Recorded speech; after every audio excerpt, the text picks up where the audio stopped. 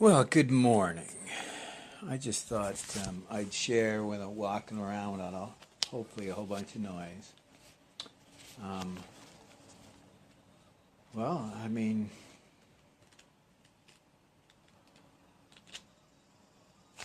just share a little poem, but what I didn't realize is the poem is what I thought what I hoped it would be, which is, Shaivism, Buddhism, Vedanta, Greek, know thyself, cogito ergo sum, individuation of Jung. The Bible, Schopenhauer, the Gnostics, the Yoga Sutras of Patanjali, Friedrich Nietzsche's. It's all this attempt to understand the nature of self and our environment, our reality.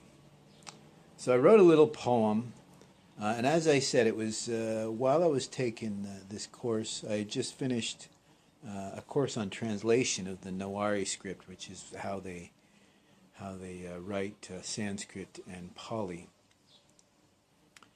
But what it allowed me to do is see this weird little synergy between all these teachings. So the first section of the poem is, as my professor says, unapologetically using these terms, yes, Sanskrit, but not to sound fancy, because nothing says what we're trying to say without using these terms. Right? So here's a poem. This is the phenomenology of self in short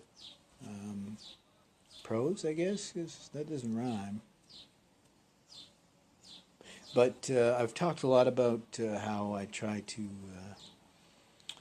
simplify some of this stuff, and yet then I'll talk about an hour, talk an hour about something and nothing. I just love talking about this stuff, but we want to keep it simple, stupid. And I'm talking about myself, right? So after a class, I can't remember when we were talking about. I think it was after the class, the first class on Vimarsha, this reflexivity, this clear light void of Tantra, this opportunity that we have to see through to the nature of reality, the Zen koans, the Huaito, everything that we talk about in philosophy, in religion, in Tantra, is all an attempt to get us to understand this very, but the very nature of ourselves and our environment. So, the first poem that I wrote, as I said, very Sanskrit-y, I entitled it "Burn," and it goes like this. So, burn. Agni burns alaya, leaving in the ashes amala.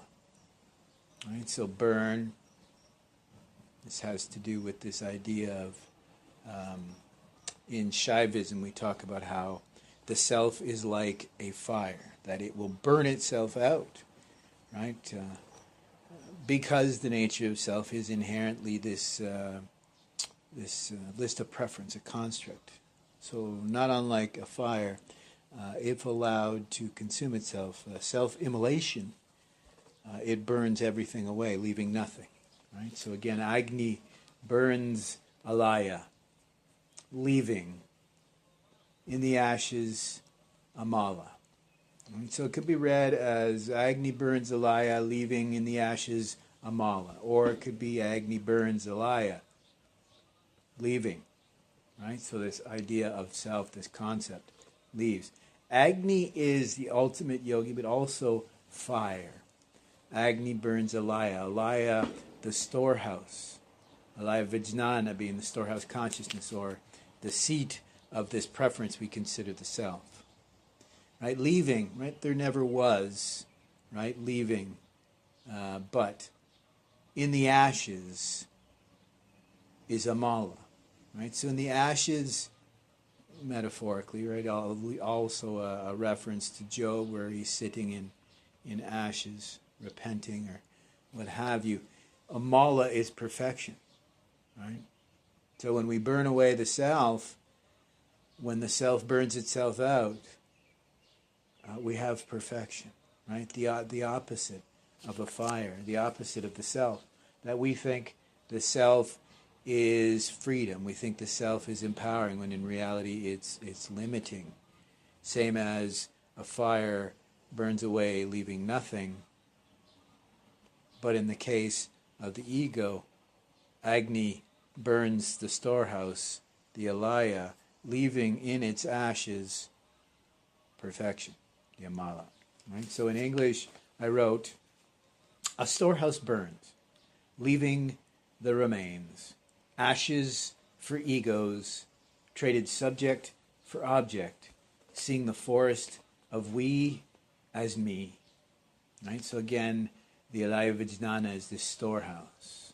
Right? So when we stop attaching to this construct, or even attempt to strip it of its seeds, the bija, burning it down, leaving the remains, ashes for egos, because there's nothing there.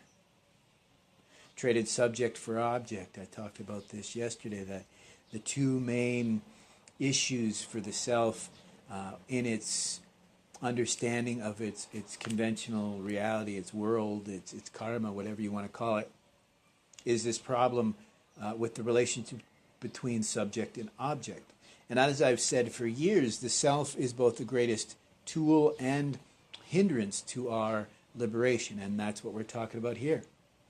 Right? You have an opportunity to see the true nature of self and reality when you externalize the self, and it comes back, this Vaimarsha, reflexivity, not different from any of the other teachings. But you have an opportunity to see that there is only a personal perspective of the separation between the subject and the object, the self, the other. As Martin Buber said, I and thou. The professor even mentioned this. Right? So the final aspect is this relationship between subjects.